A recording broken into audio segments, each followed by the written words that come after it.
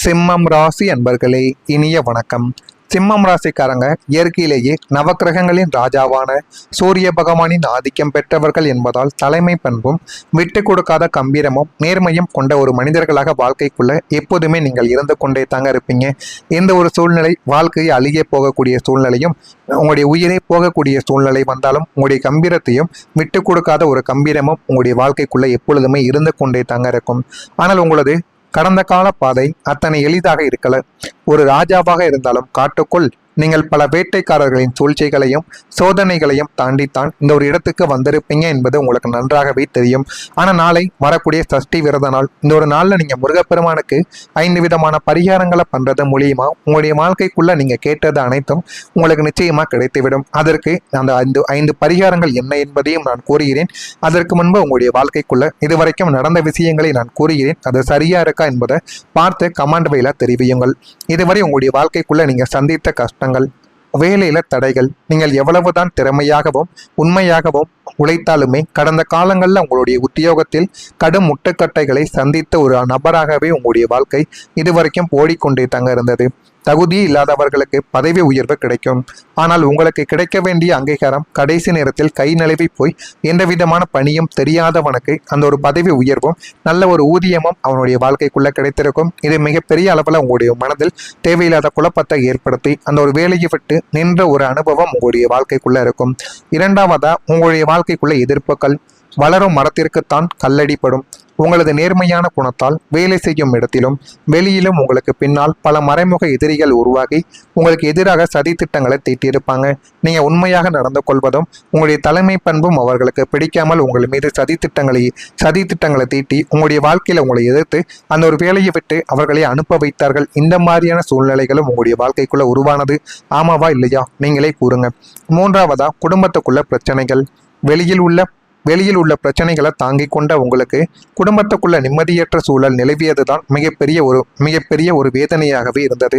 உங்களது கண்டிப்பான குணம் தவறாக புரிந்து கொள்ளப்பட்டு இரத்த உறவுக்குள்ளேயே தேவையற்ற மனக்கசப்புகள் உருவாக்கி, எனக்கு சொத்தை பிரிச்சு கொடுங்க, இவனோடு நான் என்னால் இருக்க முடியாது அப்படின்னு குடும்பத்துக்குள்ள தேவையில்லாத சண்டை சச்சரவுகள் உடன் பிறந்தவர்களிடமிருந்தே உங்களுக்குள்ள ஏற்பட்டது. இது குடும்பத்தில் உங்களால் மறக்க முடியாத ஒரு அனுபவமாகவே இன்னும் இருந்து கொண்டே தாங்க இருக்கும்.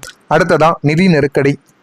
கொடுப்பதில் வள்ளல் குணம் கொண்ட உங்களுக்கு கையில் பணம் தாராளமாக இருந்த காலங்கள் மாறி அவசர தேவைகளுக்கு கூட திணறும்படியான நிதி நெருக்கடியானது ஏற்பட்டு உங்களது சுய கௌரவம் அடிபட்டிருக்கும்.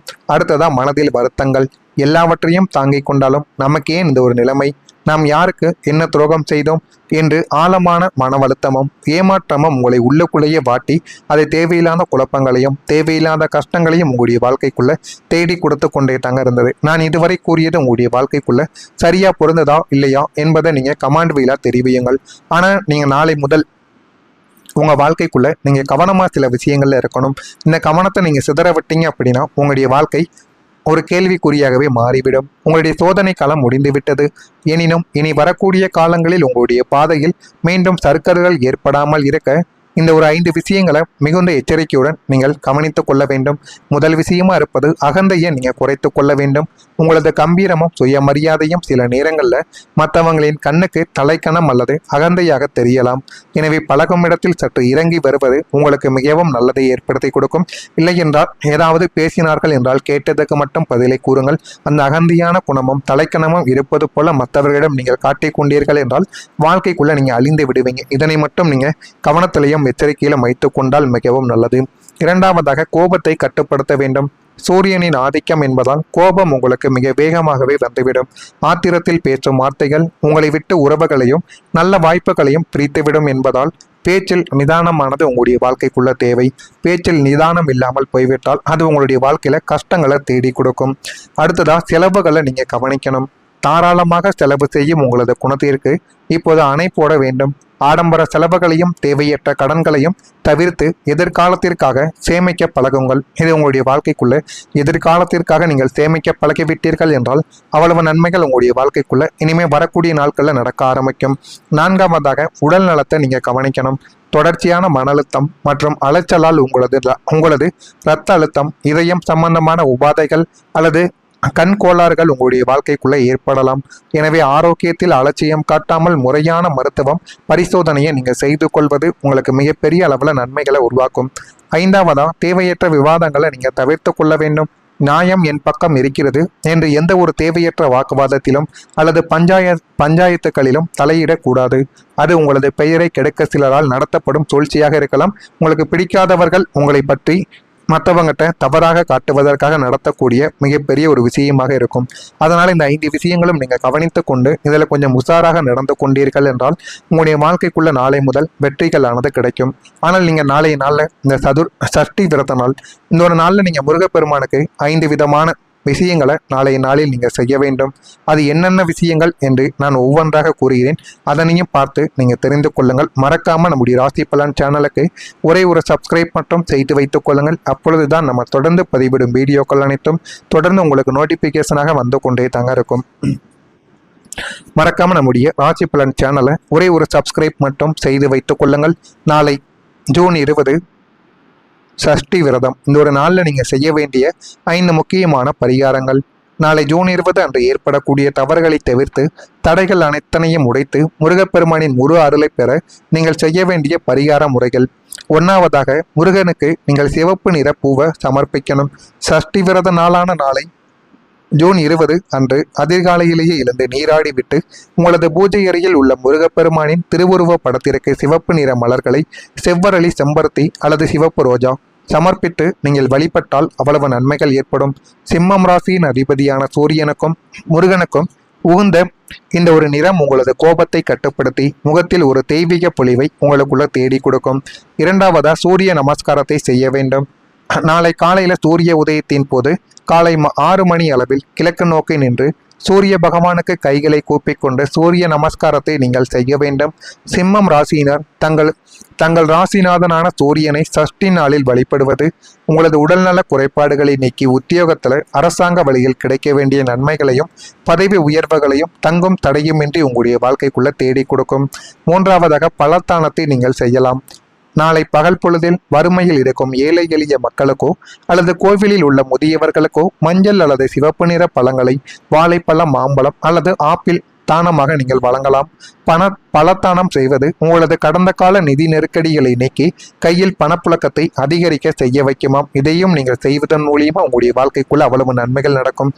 4ஆவதா, நீங்க கோவில்ல தீபத்தை ஏற்றணும். மாலை 6 மணியளவில் அருகில் உள்ள முருகன் கோவிலுக்கு நாளை சென்று அகல் விளக்குகள்ல சுத்தமான பசுநெய்யை ஊற்றி தீபம் ஏற்றி வழிபட வேண்டும். அந்த ஒரு தீப ஒளியை பார்த்தவாறு என் வாழ்வில் உள்ள வேலை தடைகளும் எதிர்பார்ப்புகளும் நீங்கி மதிப்பும் மரியாதையும் உயர வேண்டும் முருகா என்று நீங்கள் பிரார்த்தித்துக் கொள்ள வேண்டும். உங்களது வாழ்வில் இருந்த இருளானது விலகி நாளை முதல் உங்களுடைய வாழ்க்கைக்குள்ள நல்லது நடக்கும். 5ஆவதாக, சரவணப்பவ என்கிற மந்திரத்தை நீங்க ஜெபிக்கணும். இதுதான் ஒரு முக்கியமான ஒரு செயல். பூஜை அறையில் அமர்ந்து மனதை ஒருமுகப்படுத்தி கொண்டு முருகனின் மூல மந்திரமான ஓம் சரவணப்பவ என்ற மந்திரத்தை 108 முறைகள் மனமுருக நீங்கள் ஜெபித்து இந்த ஒரு செயலை நீங்க செய்ய வேண்டும். இந்த மந்திர ஒலிகள் ஜூன் 20 அன்று உங்களுக்கு ஏற்படக்கூடிய மனக்குழப்பத்தை தடுத்து உங்களை சுற்றியுள்ள எதிர்ப்புகளையும் மறைமுக எதிரிகளையும் முற்றிலும் துவசம் செய்துவிடும். அவ்வளவு சக்தி வாய்ந்த ஒரு பரிகாரங்கள் தான் இந்த 5 பரிகாரங்களும். இதனை மட்டும் சிம்மம் ராசிக்காரங்க செய்யும் பொழுது வாழ்க்கைக்குள்ள அவ்வளவு நன்மைகள் ஏற்படும். நீங்களும் இதனை செய்து பார்த்து உங்களுடைய அனுபவங்கள் எப்படி இருக்கு என்பதையும் நீங்க கமெண்ட் பீலாக தெரிவியுங்கள். மறக்காம நம்முடைய சேனலுக்கு ஒரே ஒரு சப்ஸ்கிரைப் மட்டும் செய்து வைத்துக் கொள்ளுங்கள். அப்பொழுதுதான் நம்ம தொடர்ந்து பதிவிடுகின்ற வீடியோக்கள் அனைத்தும் தொடர்ந்து உங்களுக்கு நோட்டிபிகேஷனாக வந்து கொண்டே தாங்க இருக்கும். நல்லதே நினையுங்கள், உங்களுடைய வாழ்க்கைக்குள்ளும் நல்லது மட்டுமே தாங்க நடக்கும். நல்லதே நினையுங்கள், உங்களுடைய வாழ்க்கைக்குள்ளும் நல்லது மட்டுமே தான் நடக்கும். நன்றி, வணக்கம். ஏதேனும் கேள்விகள் இருந்தால் அதனையும் கேளுங்கள், அதற்கும் நான் உங்களுக்கு பதிலை கொடுக்கிறேன். நன்றி. அளவில் கிழக்கு நோக்கி நின்று சூரிய பகவானுக்கு கைகளை கூப்பிக்கொண்டு சூரிய நமஸ்காரத்தை நீங்கள் செய்ய வேண்டும். சிம்மம் ராசியினர் தங்கள் ராசிநாதனான சூரியனை சஷ்டி நாளில் வழிபடுவது உங்களது உடல்நல குறைபாடுகளை நீக்கி உத்தியோகத்தில் அரசாங்க வழியில் கிடைக்க வேண்டிய நன்மைகளையும் பதவி உயர்வுகளையும் தங்கும் தடையுமின்றி உங்களுடைய வாழ்க்கைக்குள்ள தேடி கொடுக்கும். 3ஆவதாக, பலத்தானத்தை நீங்கள் செய்யலாம். நாளை பகல் பொழுதில் வறுமையில் இருக்கும் ஏழை எளிய மக்களுக்கோ அல்லது கோவிலில் உள்ள முதியவர்களுக்கோ மஞ்சள் அல்லது சிவப்பு நிற பழங்களை வாழைப்பழம், மாம்பழம் அல்லது ஆப்பிள் தானமாக நீங்கள் வழங்கலாம். பலத்தானம் செய்வது உங்களது கடந்த கால நிதி நெருக்கடிகளை நீக்கி கையில் பணப்புழக்கத்தை அதிகரிக்க செய்ய வைக்குமாம். இதையும் நீங்கள் செய்வதன் மூலியமா உங்களுடைய வாழ்க்கைக்குள்ள அவ்வளவு நன்மைகள் நடக்கும். 4ஆவதா, நீங்க கோவில்ல தீபத்தை ஏற்றணும். மாலை 6 மணியளவில் அருகில் உள்ள முருகன் கோவிலுக்கு நாளை சென்று அகல் விளக்குகள்ல சுத்தமான பசுநெய்யை ஊற்றி தீபம் ஏற்றி வழிபட வேண்டும். அந்த ஒரு தீப ஒளியை பார்த்தவாறு என் வாழ்வில் உள்ள வேலை தடைகளும் எதிர்பார்ப்புகளும் நீங்கி மதிப்பும் மரியாதையும் உயர வேண்டும் முருகா என்று நீங்கள் பிரார்த்தித்துக் கொள்ள வேண்டும். உங்களது வாழ்வில் இருந்த இருளானது விலகி நாளை முதல் உங்களுடைய வாழ்க்கைக்குள்ள நல்லது நடக்கும். 5வதாக சரவணபவ என்கிற மந்திரத்தை நீங்க ஜெபிக்கணும். இதுதான் ஒரு முக்கியமான ஒரு செயல். பூஜை அறையில் அமர்ந்து மனதை ஒருமுகப்படுத்தி கொண்டு முருகனின் மூல மந்திரமான ஓம் சரவணபவ என்ற மந்திரத்தை 108 முறைகள் மனமுருக நீங்கள் ஜெபித்து இந்த ஒரு செயலை நீங்க செய்ய வேண்டும். இந்த மந்திர ஒலிகள் ஜூன் 20 அன்று உங்களுக்கு ஏற்படக்கூடிய மனக்குழப்பத்தை தடுத்து உங்களை சுற்றியுள்ள எதிர்ப்புகளையும் மறைமுக எதிரிகளையும் முற்றிலும் துவசம் செய்துவிடும். அவ்வளவு சக்தி வாய்ந்த